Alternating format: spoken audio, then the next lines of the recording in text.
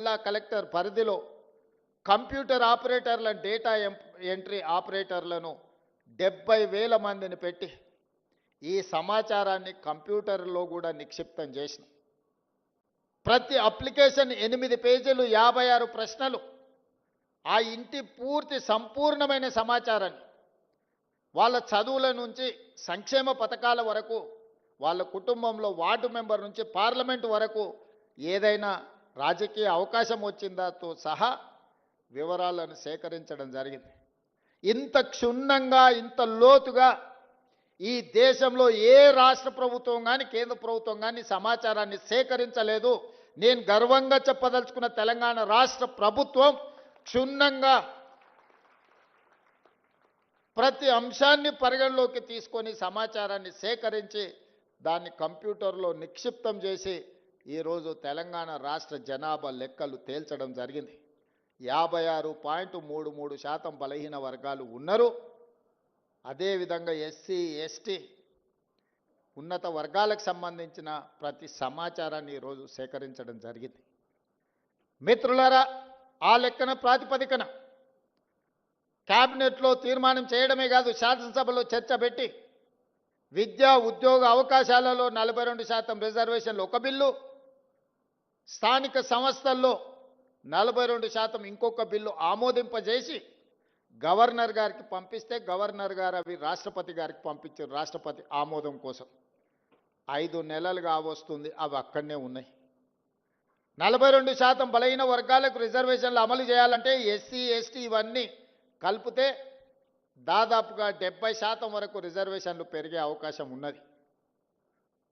చంద్రశేఖరరావు గారు 2018లో పంచాయతీరాజ్ యాక్ట్ను తీసుకొచ్చిండు.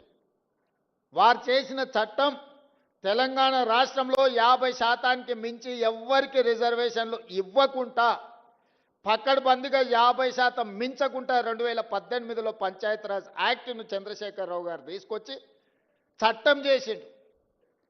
ఇవాళ చట్టమే మనకు అడ్డంకిగా మారింది. స్థానిక సంస్థల్లో కానీ ఈరోజు స్థానిక సంస్థల్లో రిజర్వేషన్లు ఇవ్వాలి అని అంటే, నోటిఫికేషన్ ఇవ్వాలి అంటే 2018లో ఆనాటి ప్రభుత్వం చేసిన పంచాయతీరాజ్ యాక్ట్ ఈరోజు అడ్డంకిగా మారింది. దాన్ని కూడా తక్షణమే కోర్టు ఆదేశాలు ఇచ్చింది, సెప్టెంబర్ 30 లోపల మీరు స్థానిక సంస్థల ఎన్నికలను నిర్వహించండి అని. మరి అత్యవసరంగా ఎన్నికల్లో నిర్వహించాలంటే ఈ చట్టం అడ్డంకిగా మారిందని, శాసనసభకు సమయం ఉందని మంత్రివర్గ సమావేశాన్ని ఏర్పాటు చేసి ఆర్డినెన్స్ తీసుకొచ్చి ఆ 50% అడ్డంకిని తొలగించండి అని ఆర్డినెన్స్ పాస్ చేసినాం. ఆ ఆర్డినెన్స్ కూడా గవర్నర్ గారి దగ్గరికి వెళ్ళింది. గవర్నర్ గారు అది కూడా ఆమోదించకుండా రాష్ట్రపతి గారికి పంపించారు. ఇవాళ విద్యా ఉద్యోగ అవకాశాలలో 42% రిజర్వేషన్, స్థానిక సంస్థల్లో 42% రిజర్వేషన్ బలహీన వర్గాలకు ఇచ్చే బిల్లులు రాష్ట్రపతి గారి దగ్గరనే ఉన్నాయి.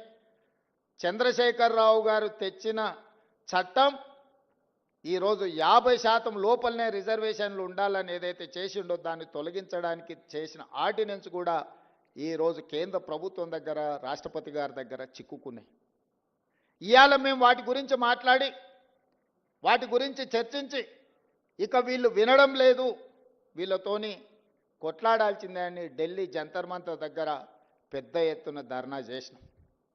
మొత్తం మంత్రివర్గము, పార్లమెంట్ సభ్యులు, శాసనమండలి సభ్యులు, శాసనసభ్యులు, సంఘాల నాయకులందరూ కూడా అక్కడికి వచ్చి వేలాది మంది రోజు మొత్తం ధర్నా చేస్తే దేశంలో వివిధ రాష్ట్రాలకు సంబంధించిన 100 మంది పార్లమెంట్ సభ్యులు, ముఖ్యంగా తమిళనాడు నుంచి, మహారాష్ట్ర నుంచి, బీహార్ నుంచి, ఉత్తరప్రదేశ్ నుంచి వివిధ రాష్ట్రాలకు సంబంధించిన పార్లమెంట్ సభ్యులు అందరూ కూడా మేము అండగా నిలబడతాం, మీ న్యాయమైన కోరిక సాధించడానికి మేము సహకరిస్తామని వాళ్ళందరూ కూడా అక్కడికి వచ్చి మనకు మద్దతు పలకడం జరిగింది. అయినా బీఆర్ఎస్ వాళ్ళు అక్కడికి రాలేదు, బీజేపీ వాళ్ళు అక్కడికి రాలేదు. నేను ఒకటే అడుగుతున్నది, కాంగ్రెస్ ధర్నా కాదు, కాంగ్రెస్కు లాభం చేకూర్చేది కాదు.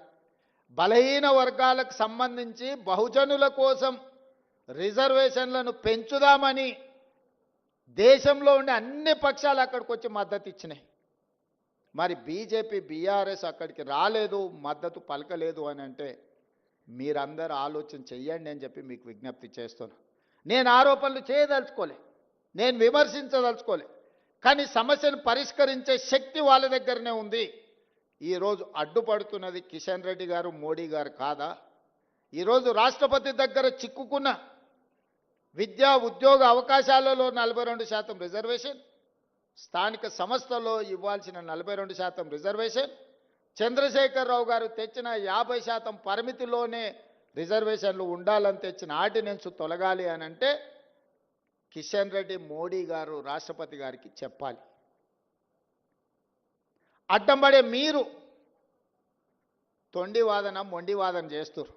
ఇందులో మీరు బీసీ రిజర్వేషన్లలో ముస్లింలను కలిపినరని.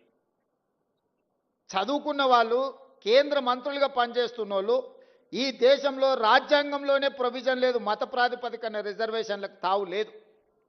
మత ప్రాతిపదికన ఏ రిజర్వేషన్ ఉన్నా 2 నిమిషాలలో సుప్రీంకోర్టు కొట్టేస్తుంది. మేము పంపించిన బిల్లుల్లో కానీ, మేము పంపించిన ఆర్డినెన్స్లో కానీ ఎక్కడైనా మత ప్రాతిపదికన 1% 0.1% రిజర్వేషన్ అయినా ఉందా మీరు చూపించండి అని చెప్పి బీజేపీ, బీఆర్ఎస్ నాయకులను నేను అడుగుతున్నా. ఎందుకు అబద్ధాలతోని బలహీన వర్గాలను అడ్డుకుంటున్నారు, బహుజనులకు అన్యాయం చేస్తున్నారని నేను వేదిక మీద నుంచి అడగదలుచుకున్నా. చట్టంలో ఎక్కడా లేదు. నిజంగానే ఒకవేళ ముస్లిం రిజర్వేషన్లను తీయాలన్న ఆలోచన మీకు ఉంటే, మీ సిద్ధాంతమే అదైతే నాగ్పూర్లో ఆర్ఎస్ఎస్ కేంద్ర